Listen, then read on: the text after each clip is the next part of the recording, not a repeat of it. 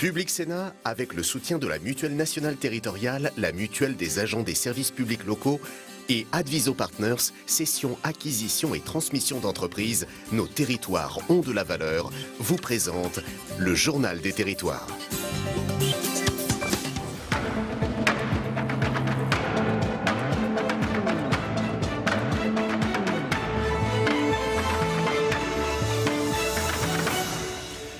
Bonjour à tous et bienvenue dans notre émission avec la presse quotidienne régionale, les télés locales de France, le réseau Via Télévision, les Indés Radio, 130 radios qui sont nos partenaires sur tout le territoire français et avec TV5 Monde. 3 parties dans cette émission.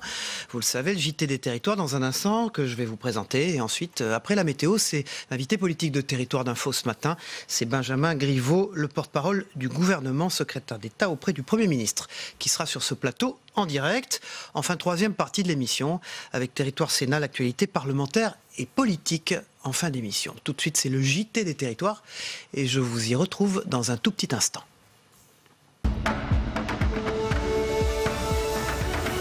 On commence ce JT des territoires avec l'Assemblée des départements de France qui se tient à Rennes. La grogne des élus est toujours aussi forte. Le gouvernement a pourtant annoncé des gestes financiers, mais pour les associations d'élus locaux, le compte n'y est toujours pas. Pour eux, l'heure est à l'union sacrée et c'est Fabien Recker qui nous le raconte. François Baroin pour les maires, Hervé Morin pour les régions, Dominique Bussereau pour les départements, l'union sacrée des territoires a été scellée à Rennes. Je pense que c'est une première et que cette première est importante et qu'elle est nécessaire justement pour engager un dialogue constructif avec le gouvernement. Une solidarité entre élus nourrie par des griefs communs, de Balance ton maire à la question des finances locales ou aux allocations de solidarité. En général, l'État jouait la division entre les collectivités. Cette fois-ci, il a tellement su exaspérer tout le monde qu'il a réuni tout le monde. Et toute couleur politique. Ce qui est quand même une première depuis 1982. Alors que la cote de popularité d'Emmanuel Macron fléchit dans tous les sondages, les élus locaux paraissent soudain en position de force pour négocier avec l'exécutif. Il faut qu'il change à la fois de méthode, mais surtout d'orientation politique pour justement résoudre les problèmes auxquels il est confronté et dans lesquels il s'est mis lui-même. Attendu aujourd'hui à Rennes, Jacqueline Gouraud et Sébastien Lecornu auront fort à faire pour convaincre les élus des départements. Voilà, et nous sommes en direct et en duplex de Rennes où nous attend Oriane Mancini. Bonjour Oriane. Temps fort de cette dernière journée, eh bien, la venue de la ministre des collectivités locales, Jacqueline Gouraud, et de Sébastien Lecornu. Peut-être lors de l'apaisement entre cet exécutif et les départements. Qu'en est-il et quel est le climat à Rennes ? Eh bien, ce ne sera pas forcément une partie de plaisir pour les deux ministres qui arriveront à Rennes à 10h45 et qui clôtureront ce congrès, mais pas de manière classique, puisqu'avant le discours de Jacqueline Gouraud, eh bien, ils débattront tous les deux avec 5 présidents de départements dont nous avons eu les noms hier soir. Il s'agit de Jean-Léonce Dupont du Calvados, de François Durovray de l'Essonne, Nathalie Sarabezol du Finistère, Brigitte Klinker du Haut-Rhin et enfin Philippe Grosvalet de la Loire-Atlantique.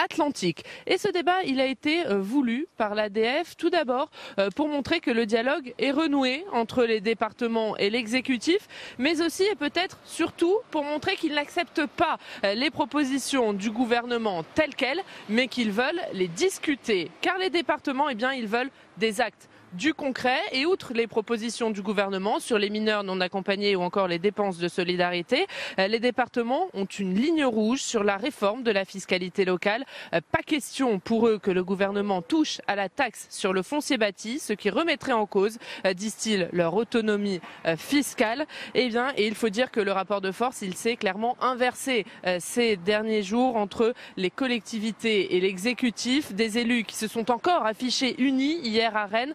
François Baroin, Hervé Morin et Gérard Larcher étaient aux côtés de Dominique Bussereau.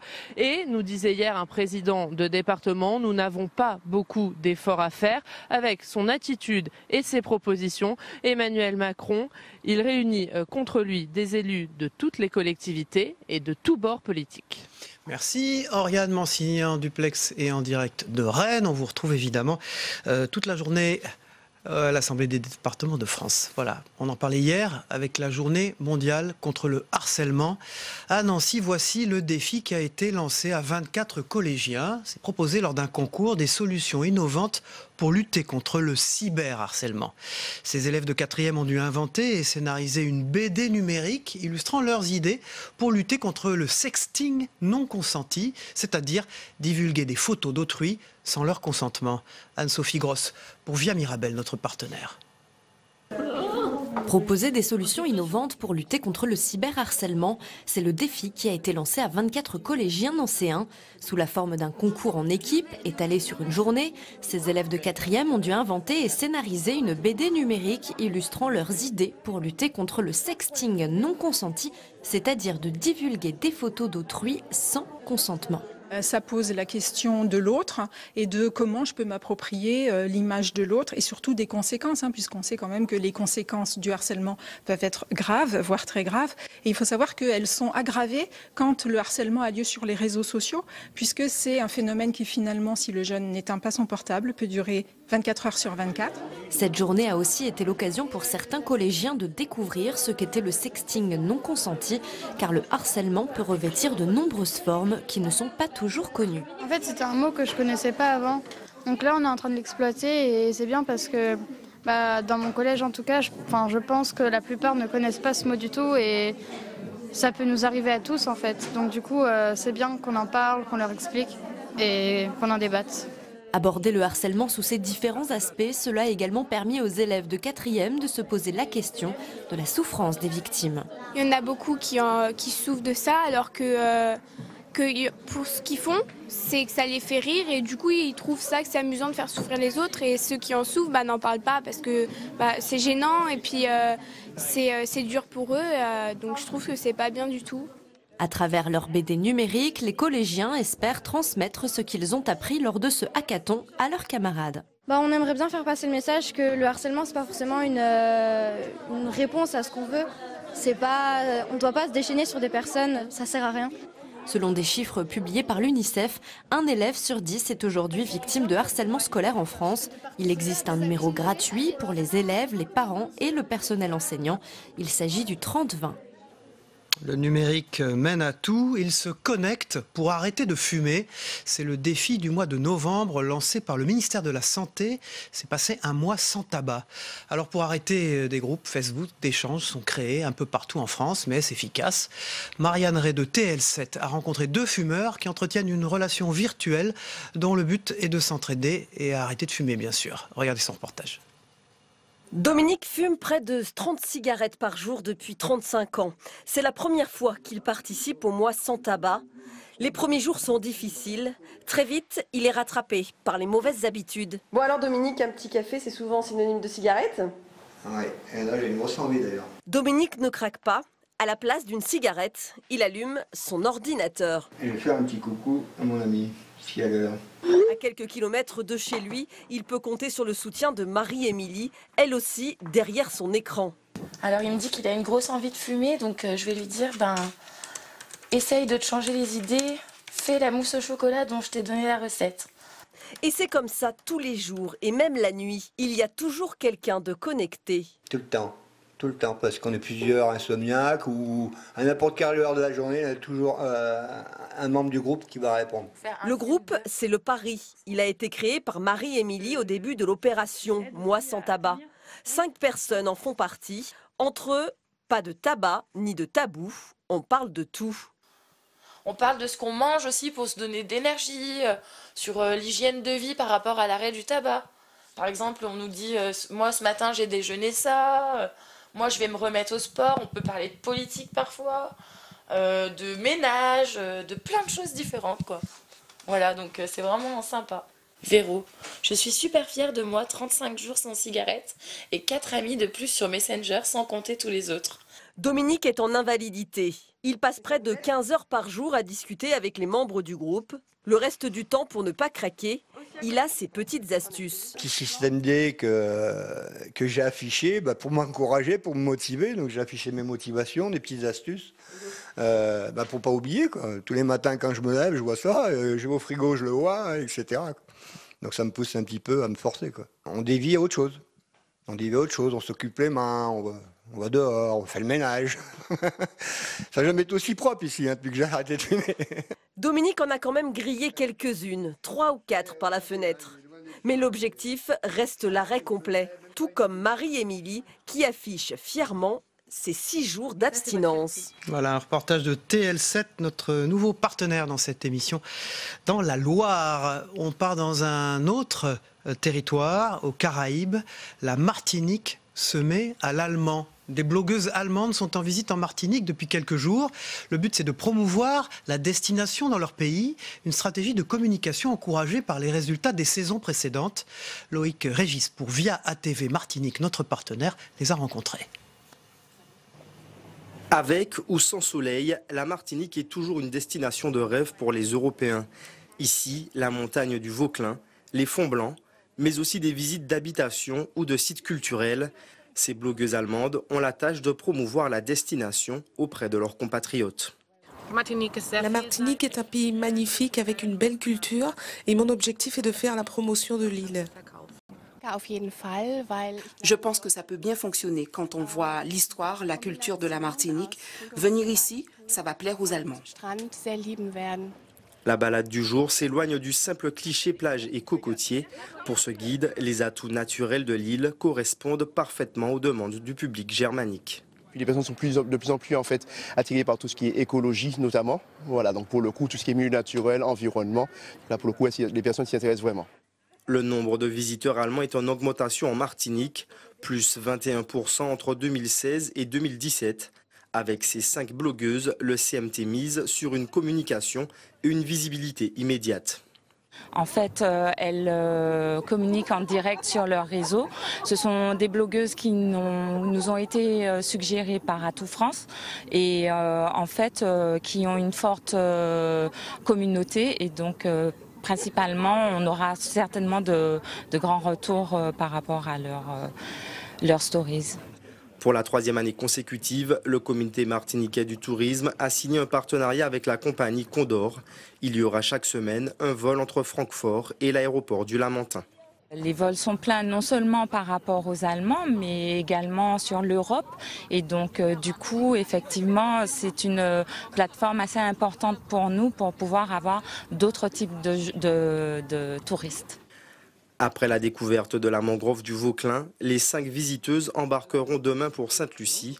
Là encore, elles devront user de leur réseau pour vendre la destination. Voilà, retour ici, elles sont partout, elles envahissent les rues et les trottoirs de la capitale. Je veux parler des trottinettes électriques. Cette semaine, la mairie de Paris a annoncé un certain nombre de mesures afin de mieux réglementer leurs usages. On fait le point avec Sébastien Côté de Via Grand Paris, notre partenaire. Rue Lobau, devant l'hôtel de ville de Paris. Un accident entre un usager d'une trottinette électrique et un automobiliste vient de se produire. C'est compliqué.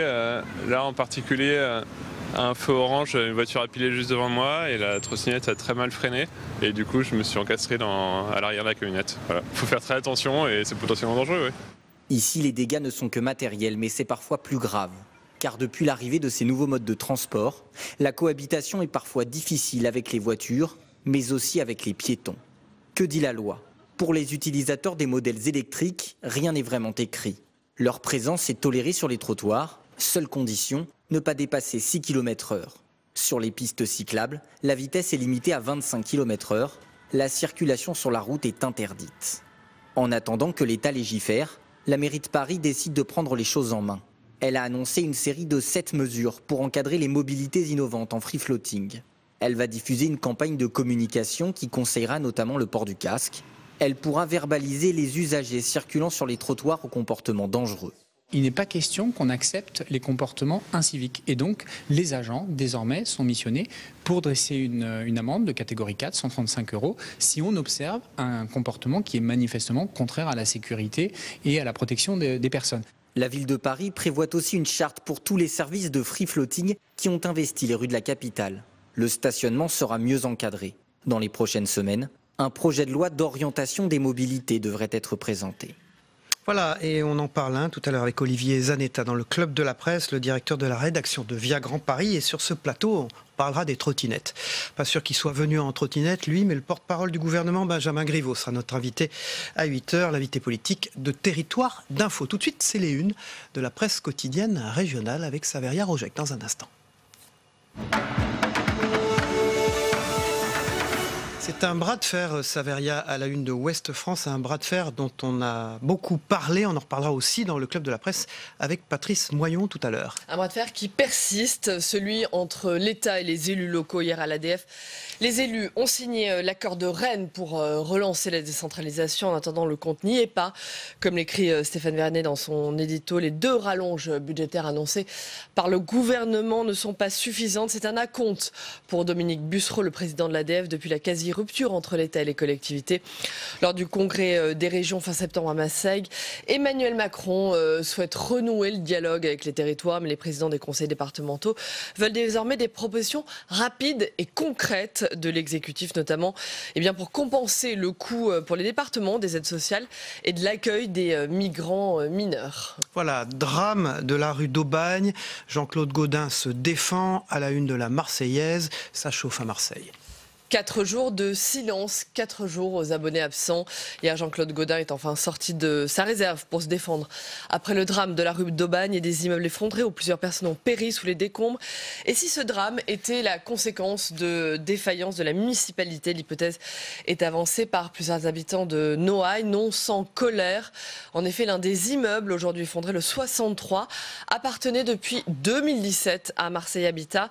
C'est l'organisme HLM de la ville qui avait pris un arrêté de péril grave et imminent sur cet immeuble en septembre 2005, arrêté qu'elle avait levé en juin 2006. Voilà, Emmanuel Macron est sur tous les fronts à la une de la Voix du Nord. On y reviendra dans le débrief de l'actualité avec André Crête-Nan. C'est le dernier jour de l'itinérance mémorielle. Dernier jour de l'itinérance mémorielle du chef de l'État, un parcours imaginé pour célébrer le centenaire de la fin de la Première Guerre mondiale. Un parcours heurté, télescopé, chaque jour par des polémiques. La Voix du Nord qui revient sur cette journée d'hier dans le Nord, notamment à Maubeuge et à Notre-Dame-de-Lorette. Et qui est derrière le mouvement des Gilets jaunes, se demande la République des Pyrénées, Saveria. Les Gilets jaunes qui appellent à un blocage massif des routes le 17 novembre. Ces automobilistes protestent contre la hausse des prix du carburant. Une inégalité territoriale, selon eux. Les appels à manifester se multiplient à Pau et dans le département via les réseaux sociaux. Qui se cache derrière ce mouvement? C'est à dire donc dans la République des Pyrénées. Voilà, on termine avec la presse de la Manche et la lutte contre la pauvreté ce matin. Le Secours catholique publie son rapport sur l'état de la pauvreté en France dans le département de la Manche. Il y a un besoin spécifique d'écoute et de lutte contre l'isolement, ce que fait justement le Secours catholique, notamment par le biais d'ateliers. Voilà, dans un instant, c'est le Club de la Presse, Olivier Zanetta, Patrice Moyon. À tout de suite.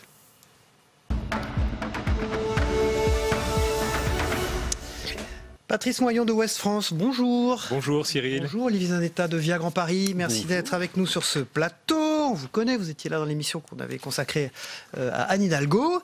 Patrice Moyon, c'est le Front uni des collectivités locales contre l'État qui est dans Ouest France aujourd'hui. C'est l'appel de Rennes. Oui, ou l'accord de Rennes pour les territoires unis. La fronde des collectivités locales, là en l'occurrence l'Association des départements de France, ne faiblit pas.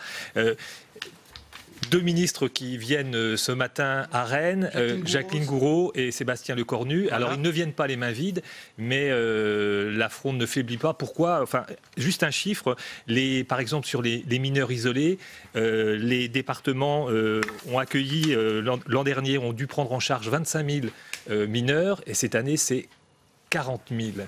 Et donc les collectivités locales, elles veulent aujourd'hui des réponses concrètes.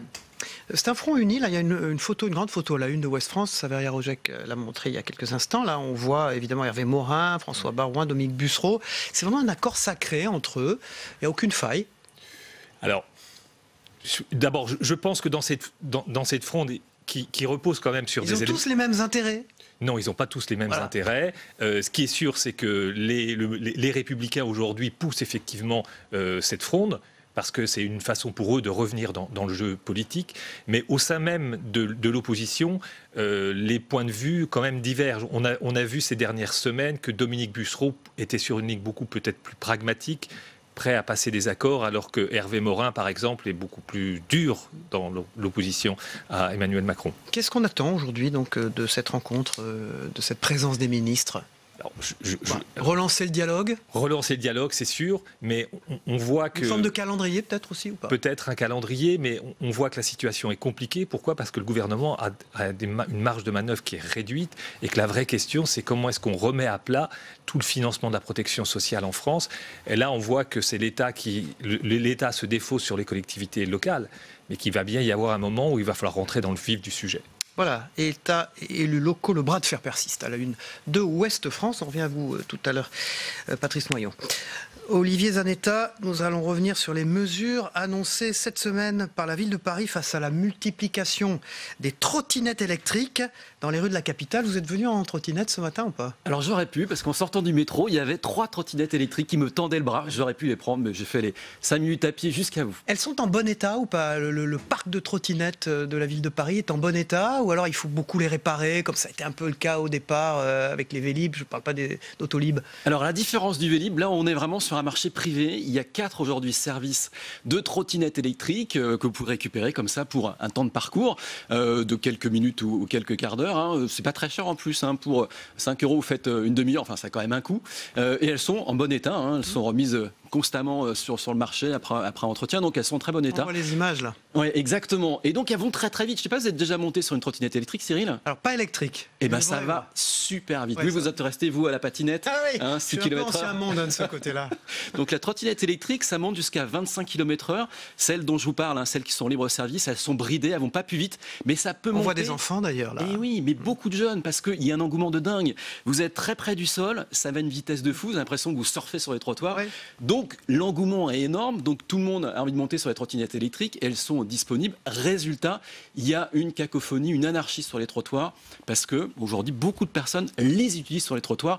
Et il ne faut pas les utiliser sur les trottoirs, il y a des risques d'accidents, et d'ailleurs beaucoup d'accidents, plus 20% d'accidents sur Paris en un an. C'est énorme. Alors quelles sont les décisions qui vont être prises ? J'imagine verbaliser déjà. Exactement. Il n'y a qu'un message qu'on entend, c'est le gendarme, attention, le gendarme arrive avec son carnet de PV. Ou pas ? Pardon ? Des policiers en trottinette, ça va exister ou pas ? J'ai pas vu. Alors voilà, donc les mesures de la ville de Paris, il y en a plusieurs, on va en retenir 3. La première, c'est en effet pour les contrevenants, une amende de 135 €, interdiction. Wow. 135, hein ? 135 €. Vous n'avez pas le droit d'aller en trottinette sur votre trottoir. Sur n'importe quel trottoir d'ailleurs, 135 €. Et puis, amende également si vous laissez votre trottinette traîner sur un trottoir n'importe où. Il ne faut pas oublier que sur les trottoirs, on circule. C'est d'abord les piétons, les mamans avec des patinettes, des personnes âgées. Donc, ça peut être très dangereux, risque d'accident. Donc, là aussi, contravention. Et donc, la ville de Paris a décidé de créer des places de stationnement à terme pour les trottinettes pour permettre quand même à ceux qui se disent de pouvoir les déposer quelque part. Est-ce qu'elles sont soumises, ces trottinettes, au code de la route ou pas ? Ou est-ce qu'elles échappent à tout ? Alors votre patinette, oui, sans moteur, ouais.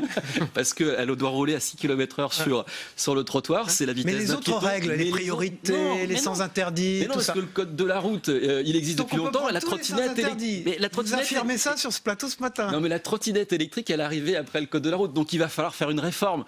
Voilà, donc la réforme va arriver, c'est dans le cadre de la loi sur la mobilité. On va pas faire un code de la route spécial trottinette quand même. Non, mais il sera précisé qu'on n'a pas le droit d'aller sur les trottoirs et que vous avez le droit d'aller sur des pistes cyclables. Se posera la question de la chaussée, parce que sur la chaussée, est-ce qu'on va avec sa trottinette, avec un casque ou pas, voilà. Donc, puis éviter les menhirs en Bretagne, Patrice Noyon, ça va être compliqué. Vous parlez régulièrement des nouvelles mobilités sur Via Grand Paris, vous êtes notre partenaire, on apprécie vos reportages dans le JT des Territoires quasi chaque matin.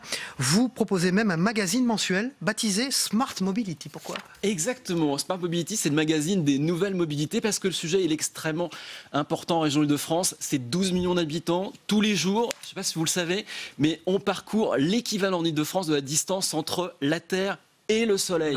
C'est énormissime. Donc 12 millions d'habitants qui doivent transiter par la route, par le train. Donc il faut bien organiser tout ça. Donc c'est un vrai sujet pour les habitants de cette région. Et on est face à des grands projets. Il y a un projet qui est le super métro automatique qui va arriver d'ici aux Jeux Olympiques. 62 gares. Donc il faut organiser tout ça. Qui coûte très cher. Qui coûte très cher, mais en même temps qui va nous permettre de gagner du temps. On peut gagner une demi-heure et sur une journée aujourd'hui, c'est très important.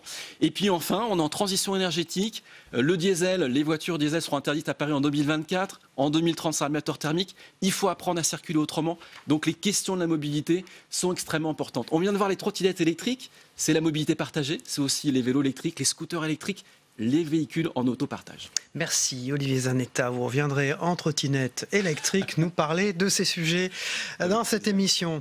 On termine avec vous Patrice Moyon, avec des enfants qui réclament des comptes sur le climat, des jeunes. On a quelques secondes pour en parler, mais c'est un lycée de Quimper, c'est une expérience intéressante qui sont dans vos pages de région. Oui, parce que ce matin, on a mis l'accent effectivement sur ces enfants, sur ces jeunes qui se mobilisent dans le monde entier, en Bretagne, mais aussi en Inde, aux États-Unis, en Australie, parce que cette génération-là, effectivement, elle va être confrontée à une question inédite pour l'humanité, c'est le réchauffement climatique. On sait que l'accord de Paris qui visait à limiter le réchauffement à 1,5 degré ne sera pas tenu. Et on voit même aux États-Unis, en dépit des positions de Donald Trump, des collectivités locales, des villes et des jeunes qui se mobilisent. Et là, par exemple, aux États-Unis, avec une action collective contre le gouvernement. Voilà, dans vos pages Région et Monde France, au lycée de Quimper, les petites graines qui sauveront la planète, à retrouver aussi sur le site internet de Ouest France. Merci Patrice Moyon, on vous retrouve tout à l'heure pour le débrief de l'actualité en compagnie d'André Crétenant. Il sera d'ailleurs aussi question de Donald Trump. Tout de suite, c'est la météo des territoires, le temps qu'il fait en France et dans les territoires français, d'Amérique, du Pacifique, des Caraïbes et de l'océan Indien. Ça fait remonter les moyennes. On se retrouve après, à tout de suite, après la météo. La météo vous est présentée par l'Assemblée des départements de France.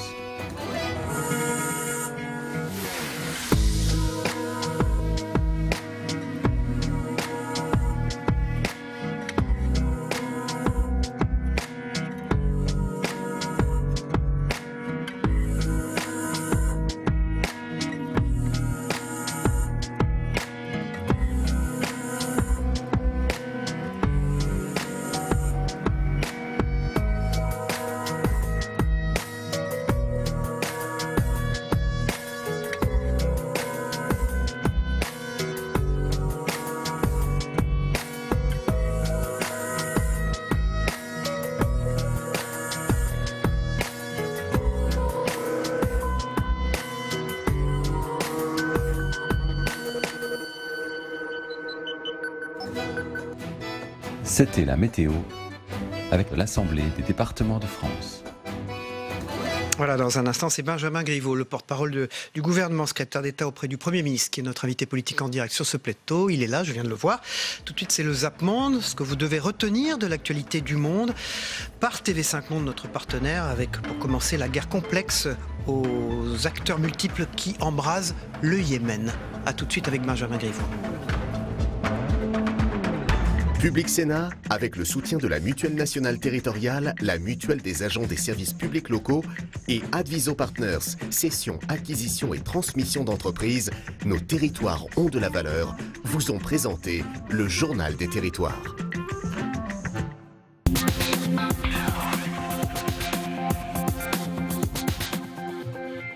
Dégager les obstacles pour gagner le cœur d'Hodeïda. Les forces loyalistes progressent dans le bastion rebelle. La tour a été brisée et les bâtiments dégagés. L'ennemi s'est enfui. Il est blessé ou il est mort. Maintenant, nous avançons vers le cœur d'Hodeïda. Ils nous donneront la ville de manière pacifique ou nous la prendrons de force. C'est le dernier épisode en date d'un feuilleton devenu quotidien. Un échange très tendu entre Donald Trump et des journalistes. Ça suffit, baissez ce micro. CNN devrait avoir honte que vous travaillez pour eux.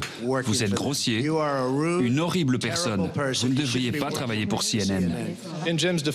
Pour sa défense, je côtoie souvent Jim, et c'est un journaliste consciencieux. Ouais, bien, je ne suis pas très fan de vous non plus. Leslie Stahl, ancienne correspondante de CBS à la Maison-Blanche, a parlé de cet acharnement contre certains médias avec le président. Sa réponse fut saisissante. Je lui ai dit, mais pourquoi vous vous acharnez sur eux? Il m'a dit, dit « Vous savez pourquoi je fais ça? Je le fais pour tous vous discréditer. Comme ça, quand vous direz des choses négatives à mon sujet, plus personne ne vous croira. » La justice de son pays le somme de rentrer en Équateur. Une convocation prononcée ce mercredi par une juge de la Cour suprême de Quito. C'est cet homme à la chemise blanche, ancien député, soutien puis opposant de Rafael Correa, qui accuse l'ex-président équatorien d'avoir commandité son enlèvement en 2012 en Colombie. C'est vraiment un moment très émouvant, après toutes les souffrances que nous avons vécues pendant de nombreuses années, qu'aujourd'hui enfin le pouvoir politique, les mafias qui ont toujours gouverné ce pays ne puissent pas s'ingérer dans une décision de justice. Ils étaient censés marcher sur Conakry une nouvelle fois ce jeudi. Mais en lieu et place d'une manifestation, un rassemblement improvisé chez le chef de file de l'opposition, Cellou Dalein Diallo. Mais aussi une prière organisée en la mémoire des 3 jeunes tués mercredi soir en marge d'une journée ville morte. Des jeunes qui auraient été abattus par des bérets rouges, selon les proches des victimes et l'opposition. Le crime a été trop atroce. J'ai ça à l'esprit, les images que vous avez vues. On va demander 5 jours de paix jusqu'à lundi.